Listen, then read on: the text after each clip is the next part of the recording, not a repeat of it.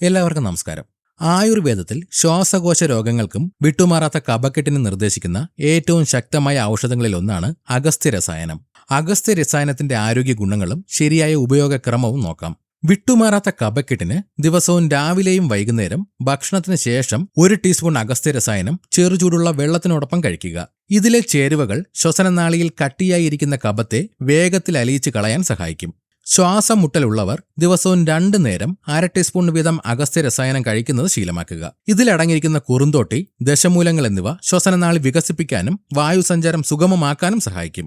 വിട്ടുമാറാത്ത വരണ്ട ചുമയ്ക്ക് രാത്രി ഉറങ്ങുന്നതിന് മുൻപ് 1 ടീസ്പൂൺ രസായനം ചെറുതേനിൽ ചാലിച്ച് സാവധാനം ഇറക്കി കഴിക്കുക. ഇത് തൊണ്ടയിലെ വരൾച്ച മാറ്റുകയും ശ്വാസനാളിയിലെ അസ്വസ്ഥതകൾ കുറച്ച് ചുമയ്ക്കുള്ള പ്രേരണ ഇല്ലാതാക്കുകയും ചെയ്യും. പുകവലിക്കുന്നവർക്കും അന്തരീക്ഷ മലിനീകരണം മൂലമുള്ള അസ്വസ്ഥതകൾ ഉള്ളവർക്കും ദിവസവും 1 നേരം ഇത് കഴിക്കാം. ഇതിലെ ശക്തമായ ആന്റി ഓക്സിഡന്റുകൾ ശ്വാസകോശ നാളിയിൽ അടിഞ്ഞുകൂടുന്ന വിഷാംശങ്ങളെയും കാർബൺ കണങ്ങളെയും പുറന്തള്ളാൻ സഹായിക്കും. പുകവലി പൂർണ്ണമായും നിർത്താതെ ഇത് കഴിക്കുന്നതുകൊണ്ട് മാത്രം ശ്വാസകോശം പൂർണ്ണമായും ശുദ്ധിയാകില്ല.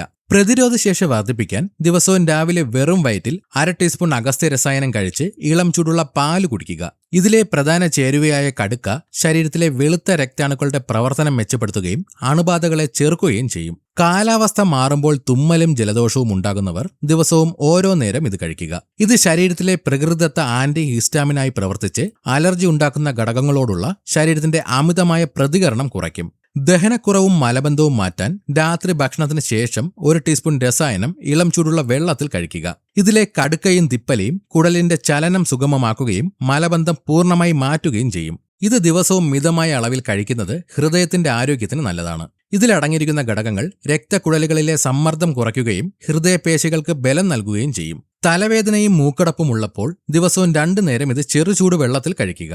ഇത് സൈനസ് അറകളിൽ കെട്ടിക്കിടക്കുന്ന കഫത്തെ പുറന്തള്ളാൻ ശ്വാസകോശ വ്യവസ്ഥയെ സഹായിക്കും. വിശപ്പില്ലായ്മ ഉള്ളവർക്ക് ഭക്ഷണത്തിന് അരമണിക്കൂർ മുൻപ് അല്പം ചൂടുവെള്ളത്തിൽ ഇത് കഴിക്കാം. ഇതിലെ തിപ്പലി, കുരുമുളക് എന്നിവ വിശപ്പ് കൂട്ടാൻ സഹായിക്കും.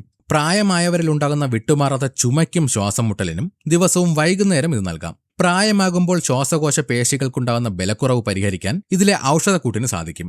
വാദം മൂലമുണ്ടാകുന്ന ശരീരവേദനകൾക്ക് ദിവസവും രാത്രി ചൂടുവെള്ളത്തിൽ ഇത് കഴിക്കാം. ഇത് ശരീരത്തിലെ അമിതമായ വാതദോഷത്തെ കുറയ്ക്കാനും പേശികൾക്ക് സ്വാഭാവിക അയവ് നൽകാനും സഹായിക്കും.